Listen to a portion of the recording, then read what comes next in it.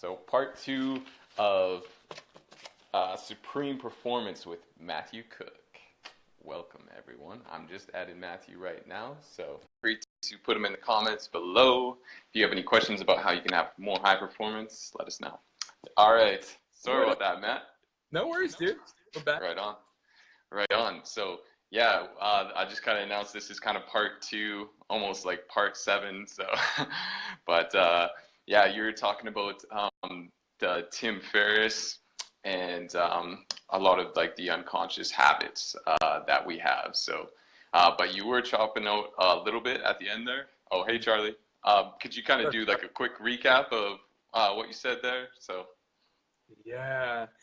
So what I was sharing was that absolutely. So finding and being really clear on what are those things that distract us? What are those things that we tend to blame for our inability to get things done, right? And especially in productivity, I think the biggest thing that we can do is instead of pushing those things away, is actually just being really clear on what those things are and having them in our not to-do list. And with that being said, when we do those things, so we're not beating ourselves up into submission, instead being like, so I'm noticing, and for me, like I was saying on the last video, for me, it's YouTube. I tend to go to YouTube and I just get sucked into this black hole of video where I'm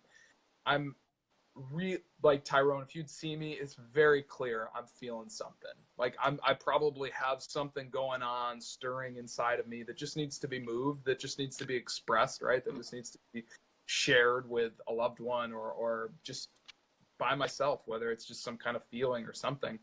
And so for me, is if I do something on that not to-do list, is that it just is a really clear sign that there's something that I'm feeling. There's something that I need to express there. So for me, that's just the most important thing, is being really clear on what are my big to-dos, right? What are my like 1 to 2 to 3 maybe big to-dos in a given day? Because I think that is so much of what our overwhelm comes from, is feeling like we have to accomplish the next 10 years of our business in one day. And especially as an entrepreneur in a service-based industry, it's just like, oh my gosh, where's the money coming from? Where are the clients coming from? Where's all the things coming from? And so the biggest thing that I can do is just simply slow down enough to say, okay, if I'm doing that thing that I am, that I don't want to be doing, is what am I avoiding right now?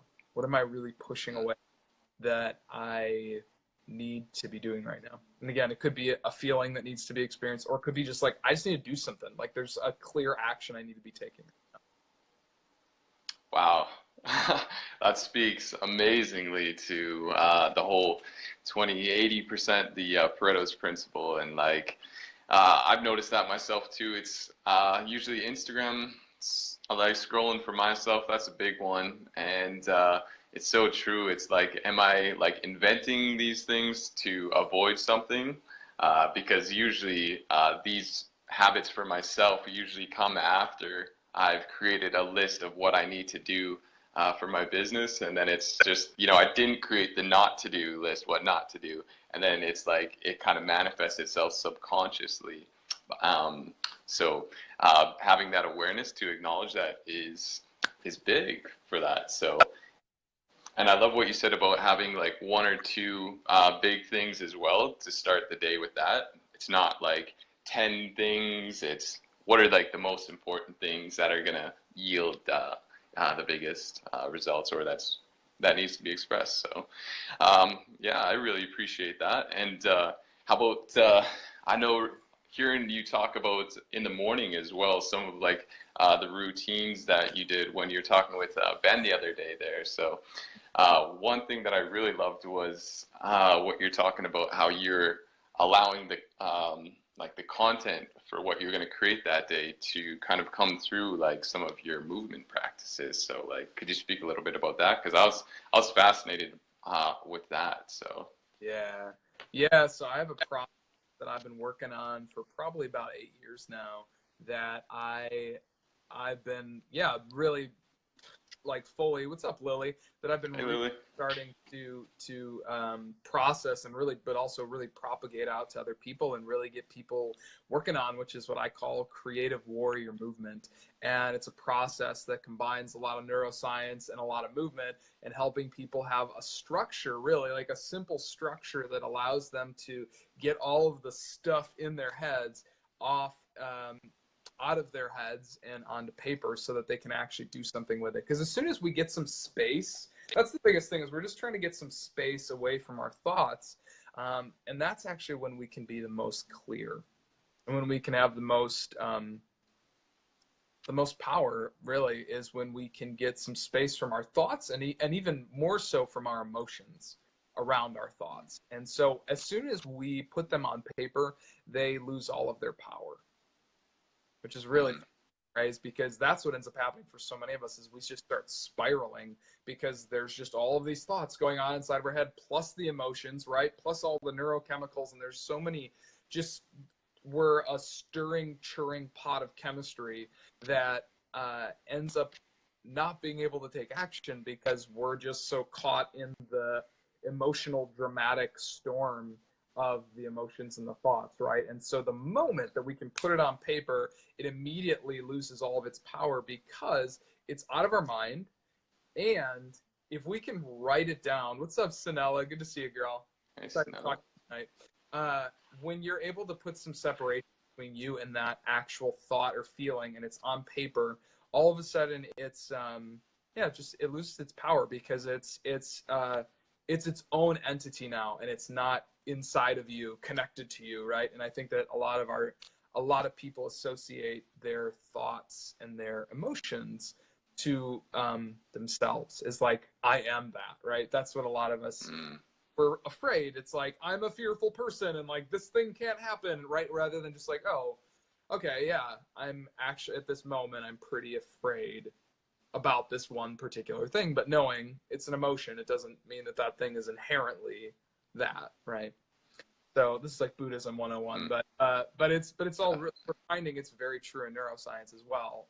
Lots of recent studies are starting to come out about this, of the way that the brain processes, and that if we can get some separation between us and that thought, that it works tremendously in being able to actually overcome those fears and actually go and do the thing that's scary. Yes, absolutely. I love that. So true. I've been practicing that myself, actually. Like, I have like little cue cards, you know. I both have, you know, both like inspirational thoughts that come to me, and I'll just write them down quick. Or even if I do have fears that come up as well, like, you know, whether it's, you know, doing a Facebook Live, or, you know, going out into to speak to a certain person, or doing a certain task, it's like, when I write that out, then I do feel not into that storm of emotions. It does feel like you get that perspective. It's almost like when you're climbing a mountain, and, you know, you, I don't know, you pass the one peak and you're looking down at it, and it's just like, what was I even, like, what is this story? Like, you get perspective on it. So definitely love it that way. Hey, Jen, love to see you on here. Yeah, anyways, I also wanted to ask you about like, what are some of your creative warrior things that you do? I remember in one of the groups that we're in, your high performance one, you said one of the things that you loved doing as a kid is doing some windmill dunks. And I was like, what? Is Matthew like a baller? Like, Matthew's a baller. Like, this just changes the game. So. Yeah. No, dude, I remember that was one of the things. Well, I think that this is, okay, so where this is really applicable, I think, for your audience, is like to really think about, like, what were the things as a kid that, like, just totally lit you up and got you so excited about life, because a lot of times that is actually the thing that's going to be the most fulfilling now, right? Like, it's really interesting as humans, the way that we perceive ourselves is so typically so far off from what's actually true. That's why people say, like, it's the simple things, right? They say, like, it's the simple things that make us happy, because it's true, because the simple things are usually the things that you, dude, Fisher Price nuts. I'm seeing you, Nerfad. Oh, yeah. Nerfhead's a baller. Yeah. Yeah, it's so good. But yeah, it's like the simple things are the things that you used to find so fun as a kid are actually going to be the things that bring you so much joy now. Like when I actually take the time to draw, I used to draw so much and I loved it as a little kid. That is what actually brings us joy. So lots of times we like think it's going to be like going out on that like $1 million yacht in the middle of the Pacific, or like, I don't know, whatever the hell that you think the thing is that's going to bring you so much joy. And there are things that bring us exhilaration. Like I've gone skydiving and like I didn't do that as a kid. And yes, of course that was fun, but there are so many more things that bring us lasting happiness and sustainable happiness, which is just simply doing the things that brought you joy as a kid. And that is really, I think, for so many of us is actually the greatest thing that we can do. So, you know, for me, it was, I used to do windmill dunks. Like I got 8-foot rim out and I would spend hours just like playing hoops and just shooting. And I remember I'd even listen to like audiobooks. I don't know why when I was a kid, I listened to audiobooks of like fiction sports things and like baseball players and stuff. But it was so much fun. And like I would just spend hours outside just hooping. And that was what I did as a kid. That was like one of the things. And so to this day, I still do that. So I go out and I shoot hoops, and it just brings me back and connects me to who I am and what I'm about. So really, Wow. yeah. That's powerful. Yeah. Can definitely resonate with that on so many levels. So really enjoyed you sharing that. I'm just going to do a quick lightning round of questions here because you're a busy guy. So so what are you most grateful for today? Oh, I love that. I'm grateful for that keynote. I got to give a keynote over the weekend. So I just wrote a post about it, and so grateful for the audience that brought me there. Okay. Yeah, that was your first keynote ever, right? Yeah, very first keynote. So it's really, really special for me. It was with my alma mater, and my parents got to be there, and my wife got to be there. It was a really special day. Yeah.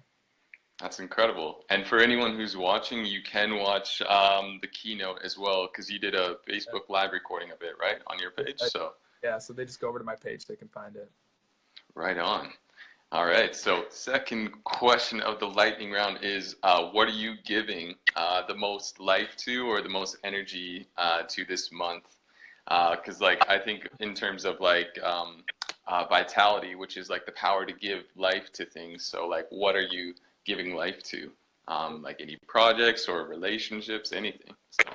That's so good, man. Well, a couple different things actually. So it's really important to me that I keep my mind on two separate things at all times, and primarily being my business and my relationship with my wife. So her and I have invested in working with a relationship coach. And it's funny, we're relationship coaches. We help people with their relationships as well. That's another business that I run.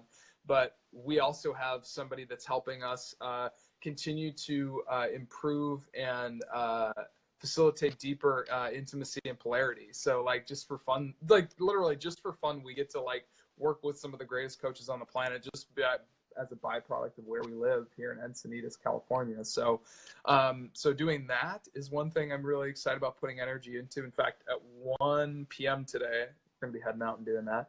And then the other big thing is joint ventures. So I'm doing a whole lot of joint ventures and sharing the Supreme Performance Academy with a lot of my really good friends who have email lists and have communities and families and friends that want to learn more about how to have more high performance and doing it without the burnout. So those are probably the two big things that I'm really working on right now. Wow, that's amazing. Yeah, absolutely. And anyone who's watching, definitely feel free to share that as well. We got Nerfad saying he's given energy to relationships and solidifying his engagement with the love of his life. So congratulations on that as well, Nerfad. So love that. And I guess I just have two more quick ones, but this next one is just a quick prediction from you. So what NBA team will win the finals this year? Oh my gosh. The Golden State Warriors, man. Yeah. I'm such a Warriors fan, man. Now that I'm a Californian, I have to go with the Warriors. Or I could say the Bucks. I mean, I'm a big fan of the Bucks too. Oh, Antetokounmpo. Antetokounmpo, yeah. I love that Right guy. on. Yeah. I'm Right. Wisconsin. I gotta rep my Bucks. Yeah, that's what's up. I love it, man. Cool.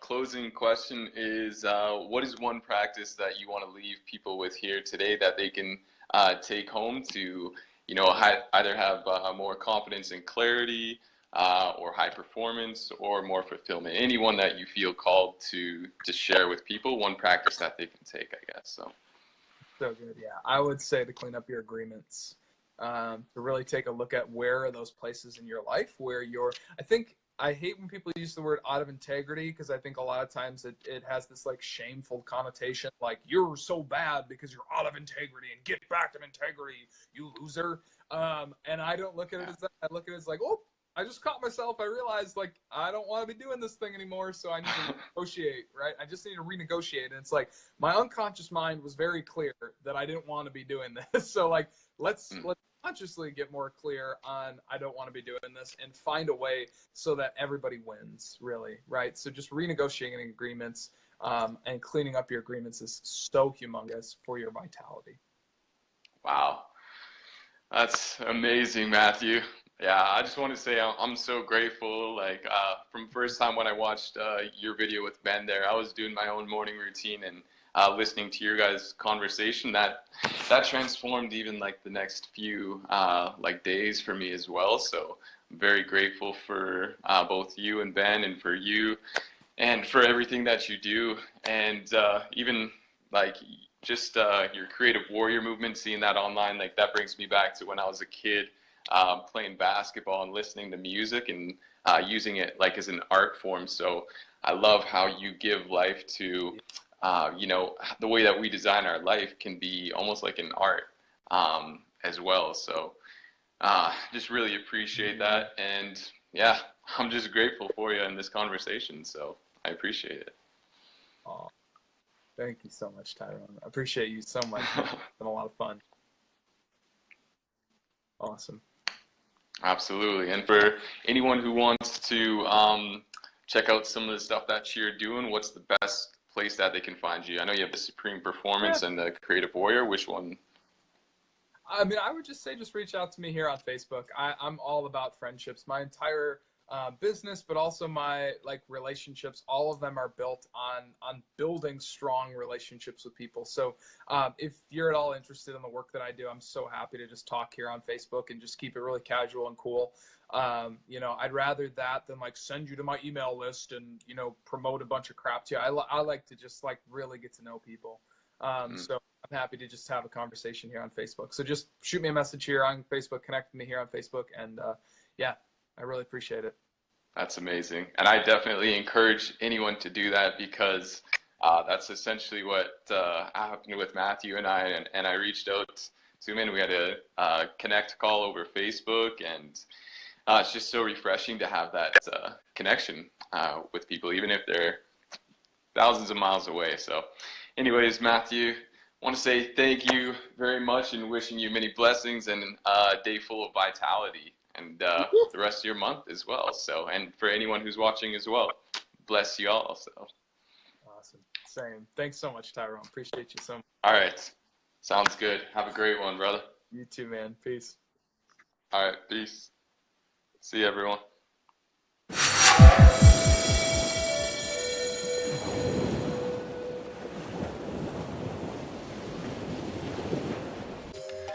Much love, everyone. Continue watching the rest of this revitalizing conversation for free by clicking on the link below.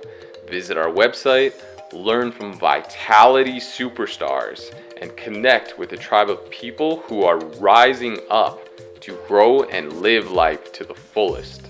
It's your time to shine. Just click on the link below, and I'll see you on the bright side.